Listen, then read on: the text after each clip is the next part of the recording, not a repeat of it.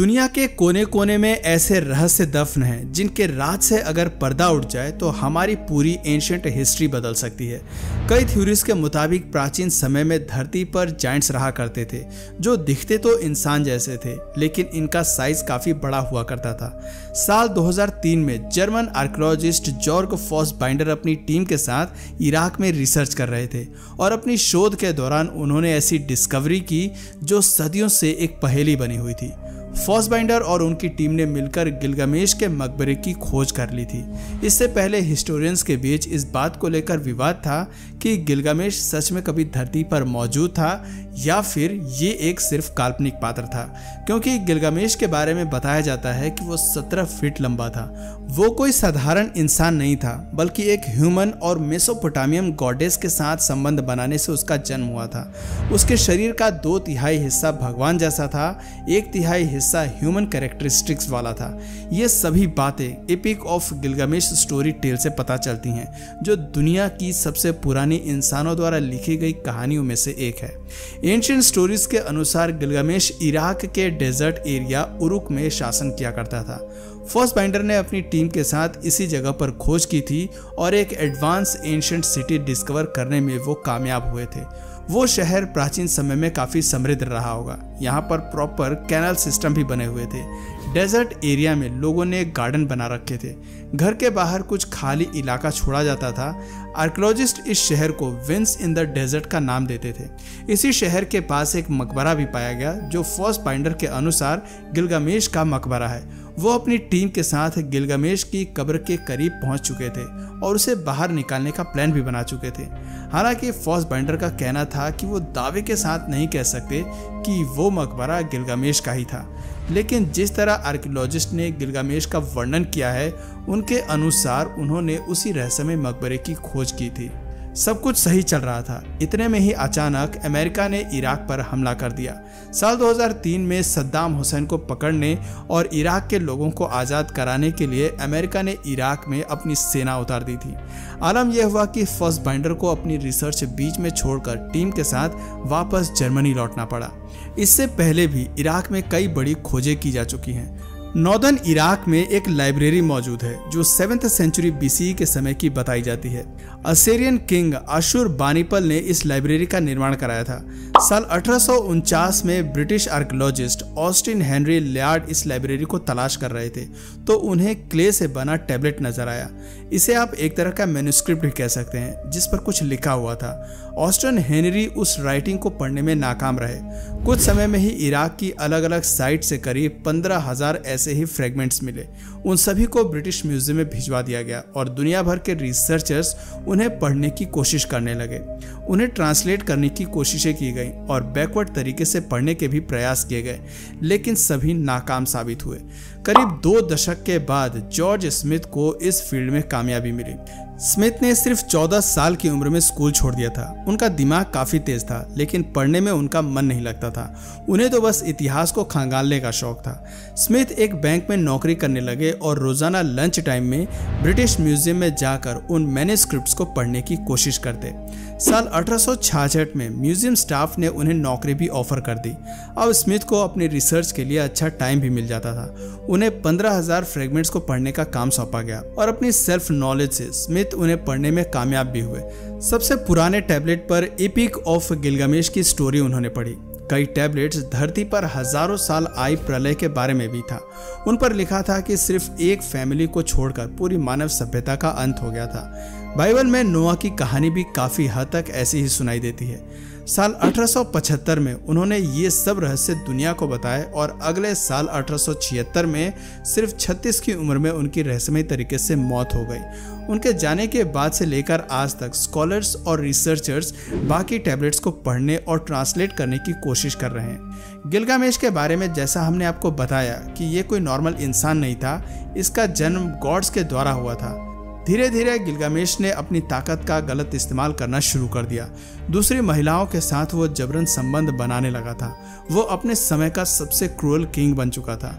Gilgamesh को सबक सिखाने और कंट्रोल करने के लिए भगवान ने इंकिडू को धरती पर भेजा।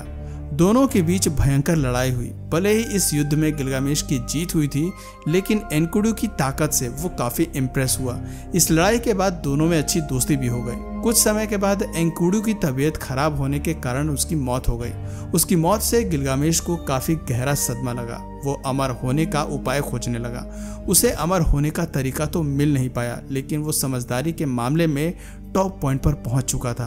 उसे दुनिया और ब्रह्मांड की सारी जानकारी हो गई थी, और अगर 2003 में फासबेंडर गिलगामेश का मकबरा बाहर निकाल लेता तो वो सदी की सबसे बड़ी खोज भी मानी जाती। दुनिया पहली बार किसी 17 फुट जायंट की कब्र को देखती। साथ ही कई रहस्यों से पर्दा भी उठ जाता। गिलगामेश की कब्र के साथ साथ क्या चीजें दफन की गई होंगी, ऐसे ही कई ऐतिहासिक सीक्रेट्स के बारे में हमें पता भी चल सकता था।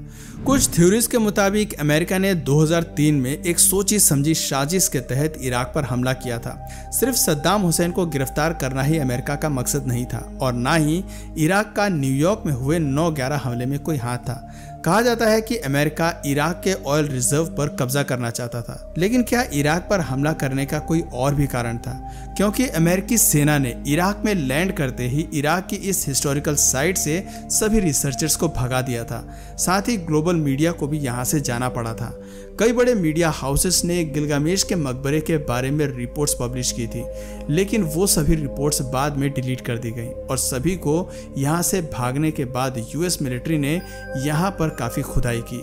क्या मिलिट्री ने गिलगामेश के मकबरे को बाहर निकाला था? इस बारे में कोई पुख्ता जानकारी नहीं मिल पाई है। इस बात पर शक इसलिए भी होता है क्योंकि ये हिस्टोरिकल साइट राजधानी बगदाद से काफी दूर थी, और इसी जगह का सद्दाम हुसैन या अन्य किसी भी वॉर रिलेटेड कंट्रोवर्सी से कोई कनेक्शन नहीं था।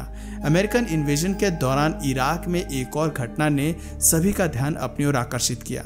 बगदाद के नेशनल म्यूजियम को सेना ने अपने हाल पर छोड़ दिया था। आलम यह हुआ कि स्थानीय लोग म्यूजियम में घुसे और हजारों कीमती आर्टिफैक्ट अपने साथ ले गए। 10 दिनों तक ये लूटपाट जारी रही। इंटरनेशनल मीडिया ने तो इसे क्राइम अगेंस्ट ह्यूमैनिटी करार दे दिया था।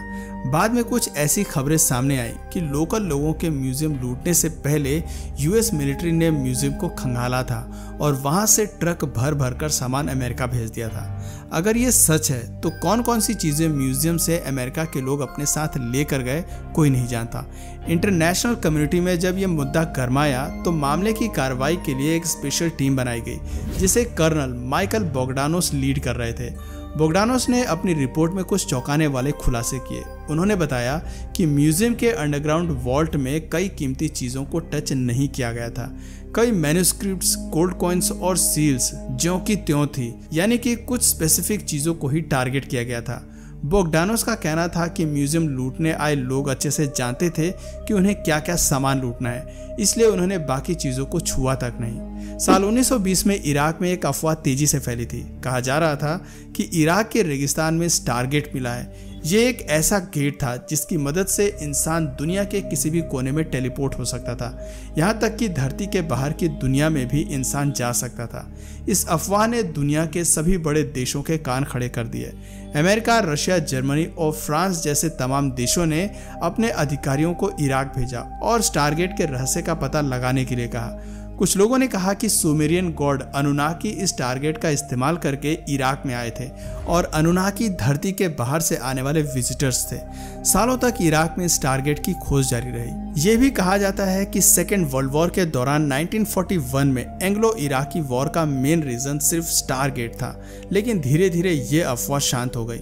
इसके बाद साल 1980 में सद्दाम हुसैन के समय दोबारा स्टारगेट की अफवाहों को तूल मिली। ऐसी खबरें सामने आई कि सद्दाम हुसैन को स्टारगेट मिल गया है और वो इसे फंक्शनल बनाने की दिशा में तेजी से काम कर रहा है, और यह बात अमेरिका को हजम नहीं हुई। साल 1991 में अमेरिकी सेना और इराक के बीच गल्फ वॉर हुई। इसी बीच एक रशियन अखबार में खबर पब्लिश हुई। एक रशियन कर्नल के अनुसार उन्होंने देखा कि यूएस एयरफोर्स ने इराक में किसी यूएफओ को अपना निशाना बनाकर ढेर कर दिया है। कर्नल का कहना है कि उन्होंने करीब से वो जगह भी देखी जहां पर यूएफओ क्रैश हुआ था। यूएफओ काफी छोटा था, उसका डायमीटर करीब 15 फीट था। अंदर सिर्फ 3 चेयर्स थी और एक चेयर पर मैक्सिमम 3 फीट का आदमी बैठ सकता था, जैसे कि वो किसी बच्चे के लिए बनाया गया यूएफओ हो। कर्नल को सबसे अजीब बात यह लगी कि यूएफओ के आसपास कोई भी डेड बॉडी नहीं थी। उसे कौन उड़ा रहा था, ये बात एक अनसुलझी पहेली बनकर रह गई। कर्नल ने यह भी कहा कि सद्दाम हुसैन दूसरी दुनिया से संपर्क करने के काफी करीब पहुंच चुके थे कि तभी अमेरिका ने इराक पर हमला बोल दिया। इससे रिलेटेड जो भी चीजें बगदाद के नेशनल म्यूजियम में रखी गई थी वो सभी यूएस मिलिट्री अपने साथ ले गई।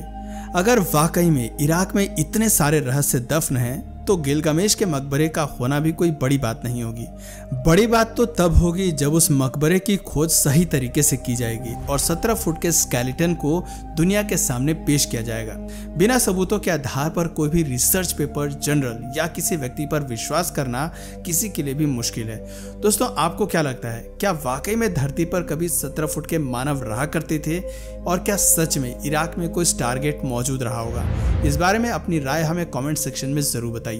और अगर इस वीडियो से आपको कुछ नया जानने या सीखने को मिला या फिर इंटरेस्टिंग लगा तो प्लीज इस वीडियो को एक लाइक करके अपने फ्रेंड्स और फैमिली में से जरूर शेयर करें। और यदि आप इस चैनल पर नए हैं तो प्लीज इस चैनल को सब्सक्राइब करके बेल नोटिफिकेशन आइकन को ऑन कर लीजिए ताकि हमारे आने वाले वीडियोस आप मिस ना करें। मिलते हैं फिर किसी वीडियो में नए टॉपिक के साथ, तब तक के लिए नमस्कार।